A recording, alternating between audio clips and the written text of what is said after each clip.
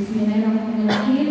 Assalamualaikum warahmatullahi wabarakatuh. Waalaikumsalam warahmatullahi wabarakatuh. Semoga yang jawab salam segala urusannya bermudah, rezekinya dilancarkan, yang sedang sekolah studinya dilancarkan juga, panjang umur ya. Boleh sekali lagi tiga kali nih Bapak Ibu. Assalamualaikum warahmatullahi wabarakatuh.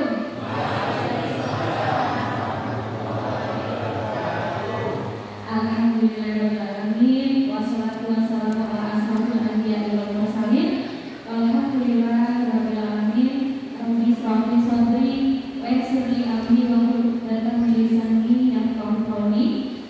Segala puji bagi Allah SWT yang telah memberikan kita nikmat iman, nikmat Islam, dan juga nikmat kesehatan ya, sehingga pada malam hari ini kita dapat berkumpul dalam majelis yang insya Allah penuh dengan keberkahan.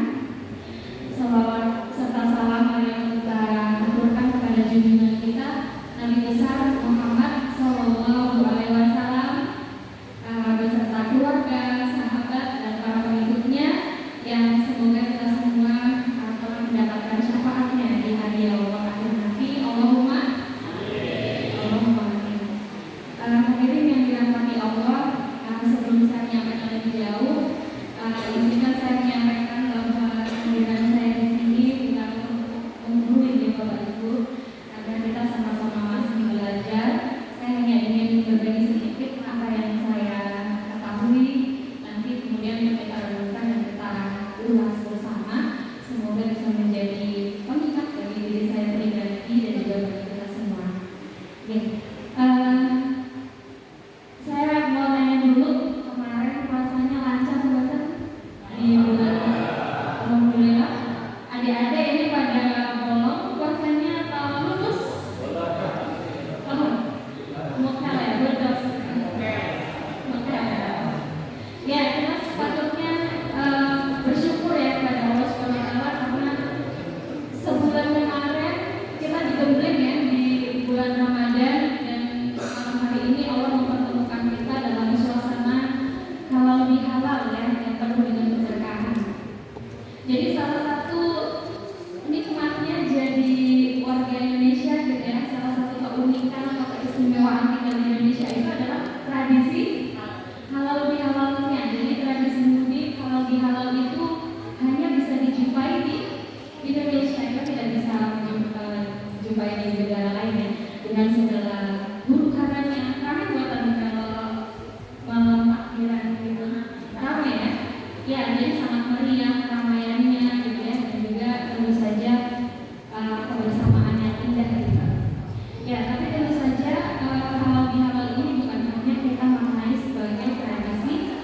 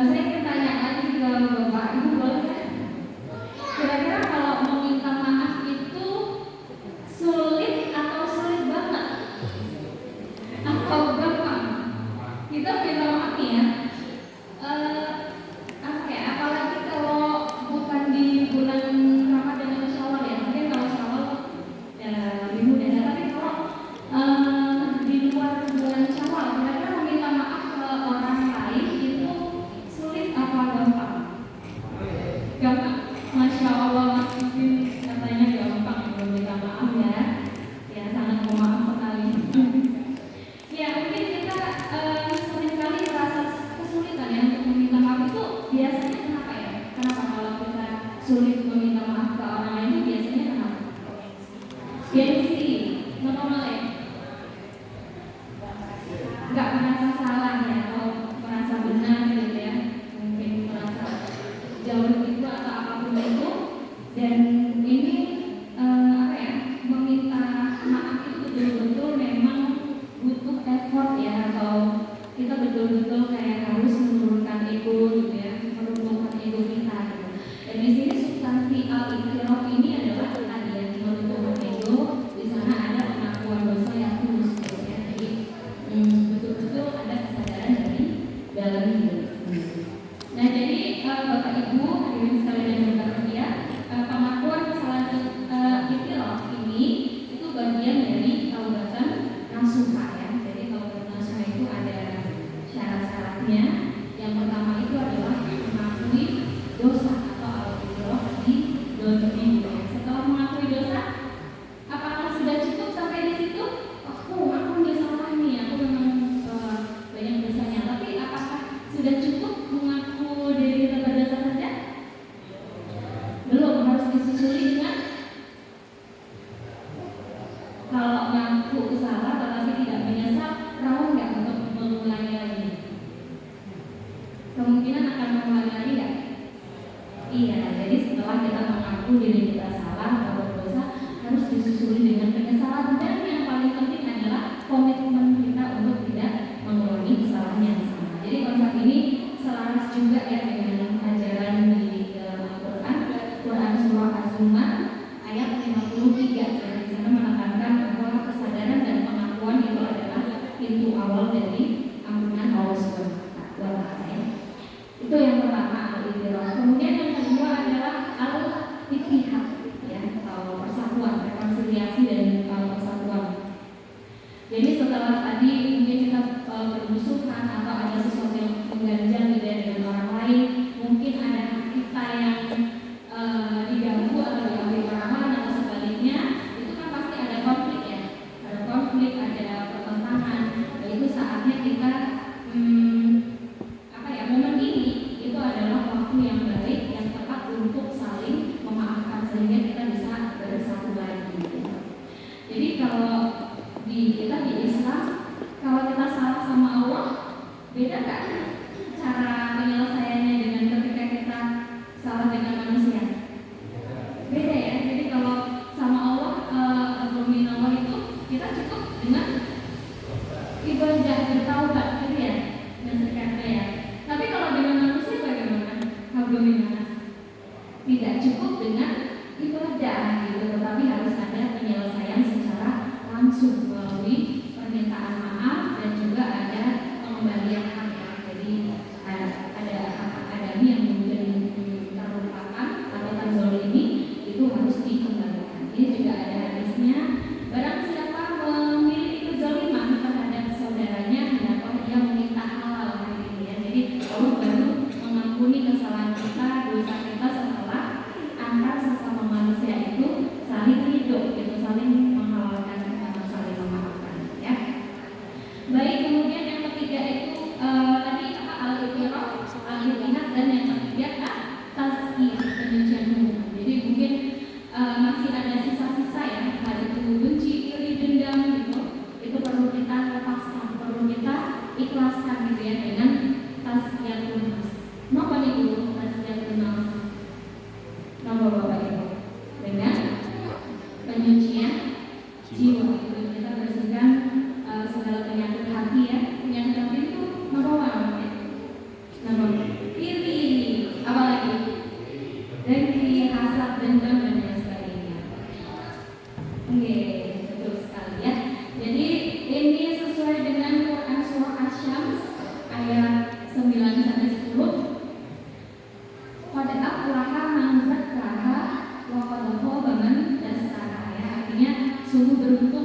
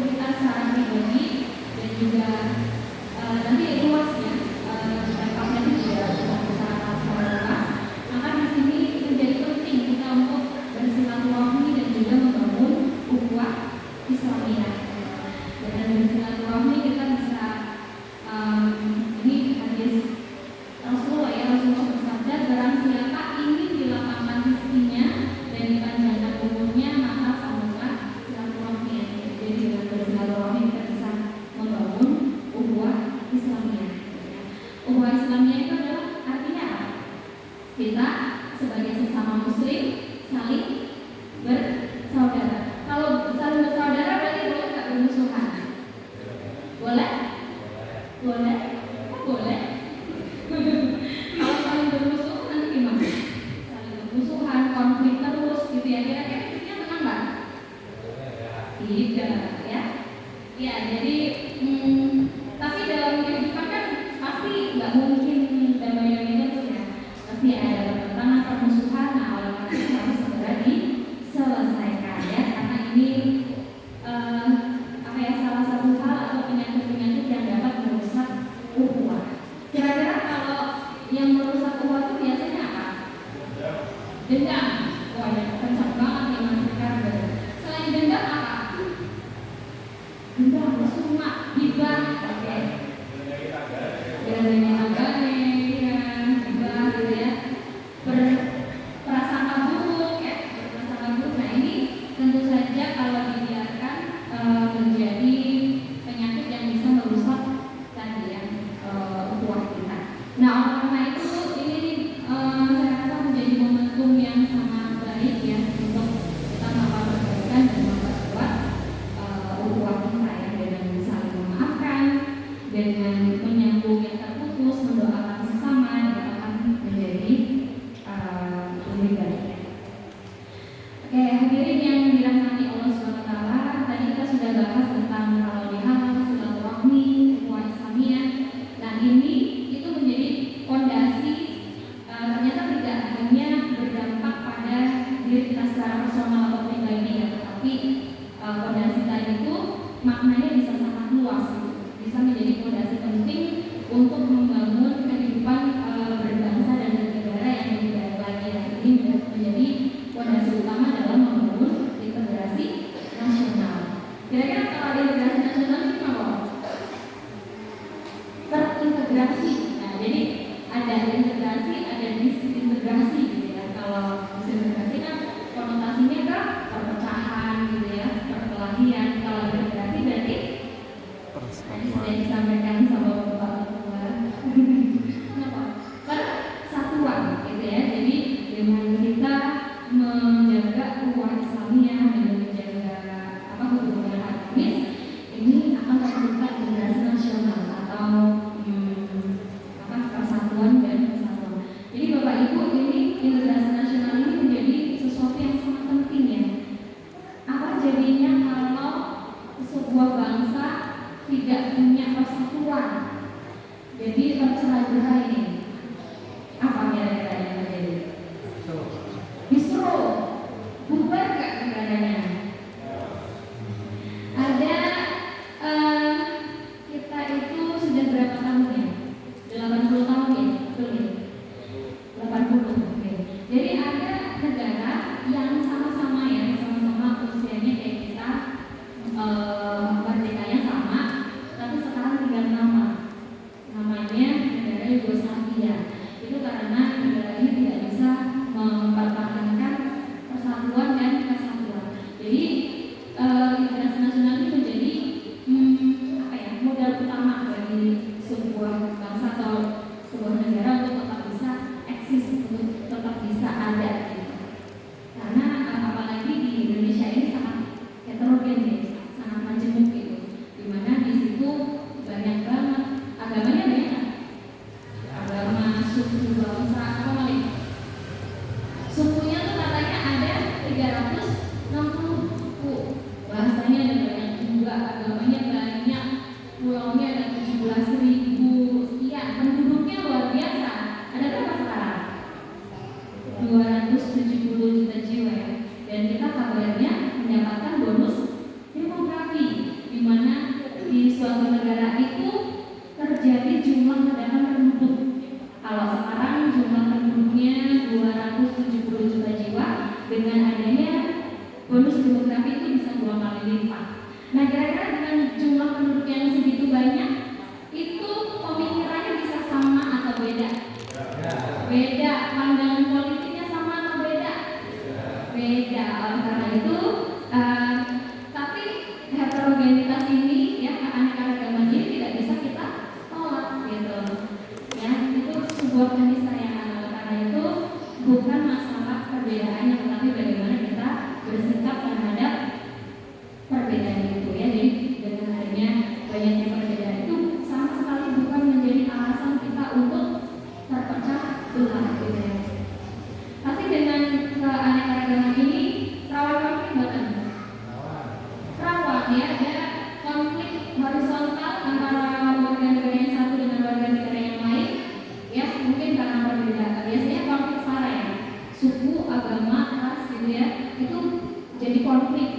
beda dikit konflik gitu ya. Pandangannya beda sama kita konflik gitu. Atau di dimensi vertikal juga itu rawan konflik banget di bangsa yang heterogen kayak kita ya, antara elit massa nggak sejalan konflik. Oleh karena itu cara mensikapi keberagaman yang ada ini adalah kita dengan cara saling menghargai ya, saling menghargai, inklusif gitu ya, terbuka dengan perbedaan gitu. Sehingga konflik-konflik itu tadi bisa apa ya, bisa diselesaikan gitu ya, tidak menjadi alasan untuk terjadi perpecahan. Nah, salah satunya ini adalah dengan halal bihalal. Jadi halal bihalal ini sebagai salah satu miniatur persatuan bangsa ya. Karena dengan halal bihalal ini dengan silaturahmi ini itu konflik bisa dicegah, kesalahpahaman bisa diluruskan gitu ya. Jadi kalau terjadi kesalahpahaman itu bisa langsung apa ya biasanya disini. Kalau konfirmasi itu apa? Tambahin ya, tambahin sehingga persaudaraan kebangsaan kita tidak rusak ya, tapi semakin masih semangat Bapak Ibu? Lanjut ya? Lanjut ya? Iya. Nah, jadi di dalam ajaran Islam kita diajarkan nanti untuk ukhuwah Islamiyah ya, persaudaraan sesama muslim. Sesama muslim itu saling bersaudara, kita saling bersaudara. Dan persaudaraan kita itu dari kuat banget ya. Kita persaudaraan kita didasarkan apa kira-kira? Didasarkan atau akidah yang sama, nilai-nilai yang menjadi dalam kehidupan kita itu sama dan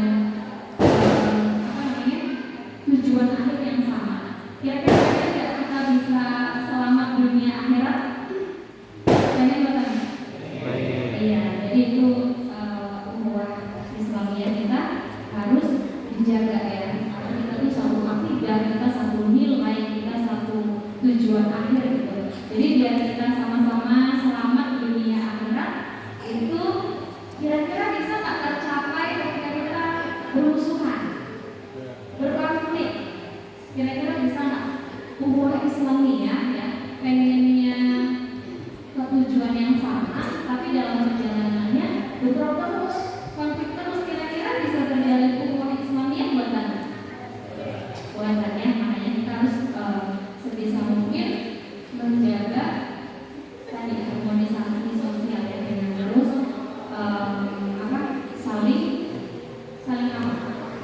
saling bermaafan, saling membangun kehidupan yang rukun, aman dan damai ya. Ya, jadi tadi ukhuwah Islamiyah ini persaudaraan sesama muslim. Ya, tapi ternyata tidak cukup sampai di situ Bapak Ibu ya, karena agama kita sangat luar biasa, agama yang rahmatan lil alamin nih. Itu apakah rahmatnya cuma bagi sesama kita aja, sesama muslim? Tidak, yang non mendapatkan rahmat tidak? Iya, makanya rahmatan lil alamin ya, jadi yang bagi semesta alam. Ternyata ukhuwah Islamiyah ini bisa diperluas lagi gitu ya. Jadi dalam konteks berbangsa dan bernegara, setelah tadi tercapai kita dengan halal silaturahmi membangun ukhuwah Islamiyah ya, kalau ini konsisten berjalan dengan baik itu nanti akan menjadi apa kira-kira? Ukhuwah yang lebih luas lagi menjadi ukhuwah wataniyah. Jadi ukhuwah wataniyah ya. Jadi ini sudah bukan lagi persaudaraan sesama muslim, tetapi persaudaraan yang berbasis kebangsaan gitu ya. Jadi meskipun kita beda-beda suku gak apa-apa, beda-beda pandangan politiknya gak apa-apa, beda agama gak apa-apa, tapi kita berada dalam satu entitas yang sama bernama bangsa Indonesia. Jadi tidak boleh saling bermusuhan gitu ya, gak gampang terprovokasi gitu. Apalagi di zaman era digital sekarang ya Bapak Ibu, itu tantangannya luar biasa untuk bisa hidup damai, harmonis, itu tantangannya luar biasa di zaman yang sekarang ya. Karena ujaran kebencian banyak kan di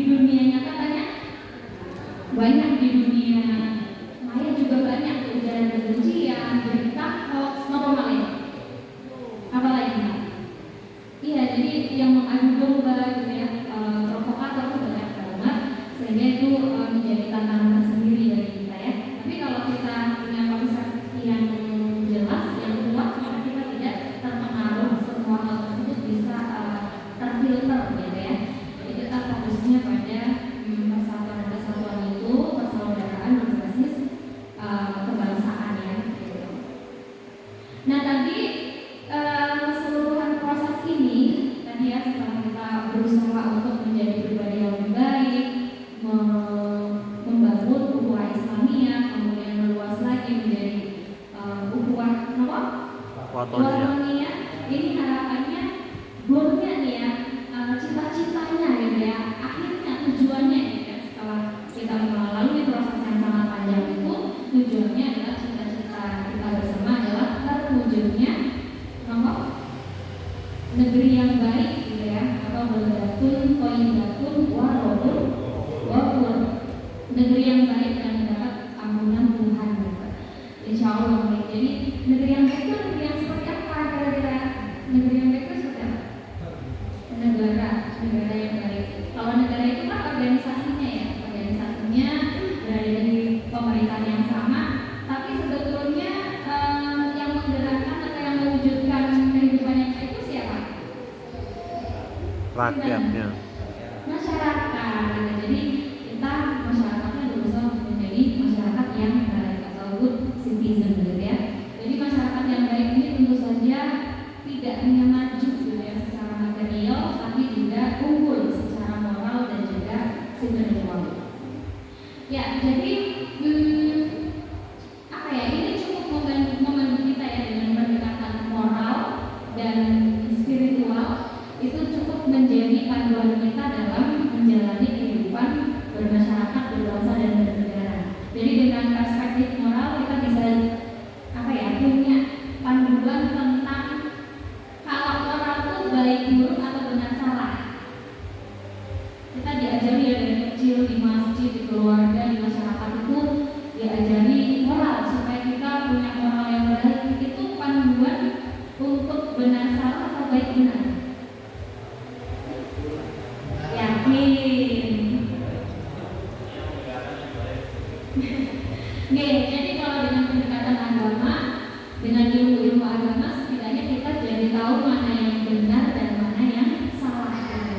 Sedangkan moral ini panduan kita dalam bersikap sehingga kita bisa tahu mana yang baik dan mana yang buruk ya. Jadi harapannya dengan masyarakat yang baik tadi, unggul secara keilmuan, unggul secara moral, spiritual, ini bisa tercipta masyarakat ya, civil society yang baik, yang madani gitu ya, masyarakat yang beradab, menjunjung hukum, keadilan dan nilai-nilai kemanusiaan. Nah ini semua ini itu tentu saja tidak bisa terwujud kalau masyarakatnya suka pertikaian, suka konflik gitu ya. Jadi masyarakat madani ini hanya bisa terwujud kalau masyarakatnya fokus pada sesuatu yang baik, hal baik atau hal positif gitu ya. Baik, jadi intinya Bapak Ibu hadirin yang dirahmati Allah SWT, hal ini bukan sekedar menjadi tradisi tahunan ya. Ini apa ya, menjadi momen gitu ya untuk kita secara personal, secara individu dengan saling memaafkan, kemudian berlanjut bagaimana kita menguatkan tali silaturahmi kita, membangun solidaritas melalui ukhuwah Islamiyah yang akhirnya nanti harapannya bisa memperluas lagi ya, jadi ukhuwah Watoniyah, dan harapannya nanti bisa menjadi negeri yang baik ya, yang harmonis, yang beradab, beradaban yang tinggi, yang damai dan penuh dengan keberkahan. Gitu ya Bapak Ibu. Ya, jadi hadirin yang dimuliakan Allah, mari kita jadikan hal ini sebagai awal yang baru, kemudian memperbaiki hubungan dengan sesama manusia dan sebagai kawan Tuhan, dan kita juga jadikan momen halal ini sebagai gerakan atau movement gitu ya, untuk memperkuat persatuan, menjaga keutuhan bangsa, karena bangsa yang kuat bukan yang tidak memiliki perbedaan,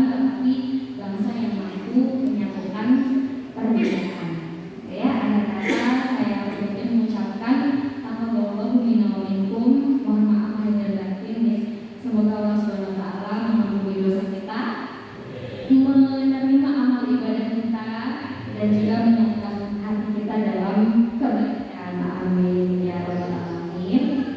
Begitu yang bisa saya sampaikan.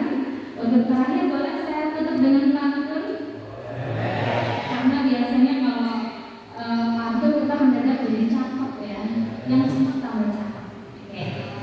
Pergi ke masjid di pagi hari, tidak lupa membawa sajadah. Jika hati ingin bersih kembali, mari saling memberi maaf dengan indah. Wassalamualaikum warahmatullahi wabarakatuh.